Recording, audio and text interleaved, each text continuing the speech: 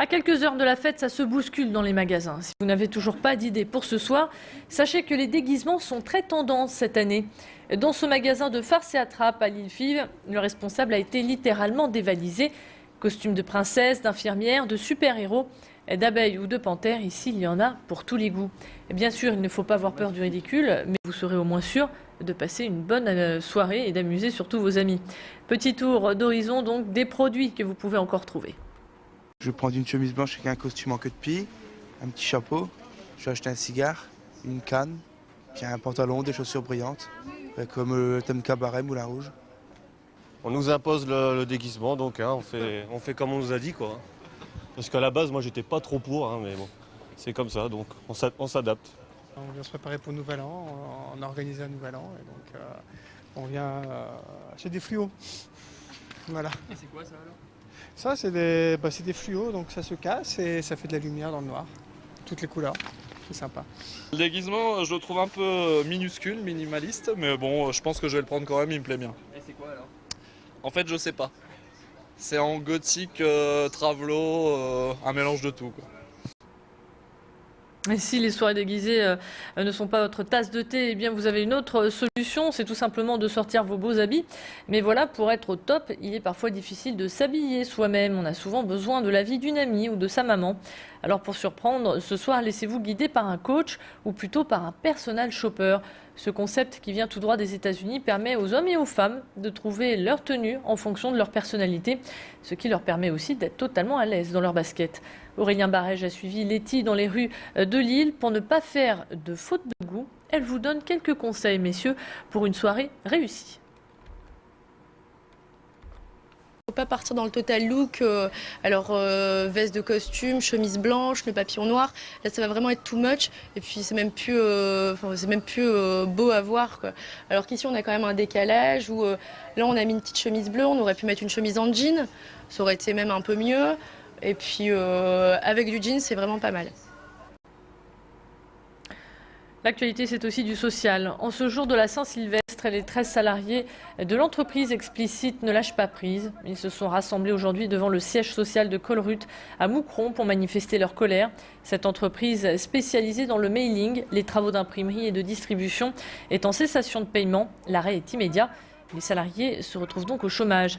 Des négociations avec la direction sont en cours pour un éventuel reclassement des employés, mais ces derniers n'y tiennent pas vraiment. Leur seul souhait pour 2011, c'est de voir vivre leur entreprise. Écoutez leur réaction au micro d'Élodie Bernachon. J'espère que le groupe réagira et que trouvera une solution pour les 13 salariés, soit les reclasser ou faire, pourquoi pas, maintenir l'activité au sein d'Explicite, parce que tout est toujours possible, hein. Quand on veut, on peut, puisque à l'heure actuelle, ils disaient comme quoi que le bâtiment leur coûtait trop cher et tout ça, c'était de la location. Vu la conjoncture du marché actuel, les bâtiments la location des bâtiments est vraiment en baisse, donc il y avait possibilité de se restructurer dans un autre bâtiment et faire en sorte que les 13 emplois des salariés subsistent. Dans l'incendie de la plateforme de distribution du Secours populaire à Roubaix, la piste criminelle est envisagée par la police. 2 suspects présumés ont été arrêtés le soir du sinistre. Ils ont été mis en examen pour vol aggravé et destruction volontaire. Hier soir, les juges ont décidé de placer ces 2 suspects sous mandat de dépôt. Il s'agirait de 2 Roubaisiens âgés d'une trentaine d'années, connus des services de police pour des faits similaires. En attendant, à Roubaix, les pompiers, eux, continuent d'arroser le site car des foyers sont toujours en activité. Cela fait maintenant 4 jours qu'ils luttent sans relâche pour venir à bout de cet incendie. Ne soyez donc pas étonnés de voir encore de la fumée rue de Metz. Cet incendie cause maintenant des dommages collatéraux. Les habitants ont leur cave inondée par l'eau utilisée par les sapeurs-pompiers. Et puis la Massif, l'assureur et partenaire du Secours populaire, a confirmé son soutien et avance 100 000 € sur le remboursement du sinistre.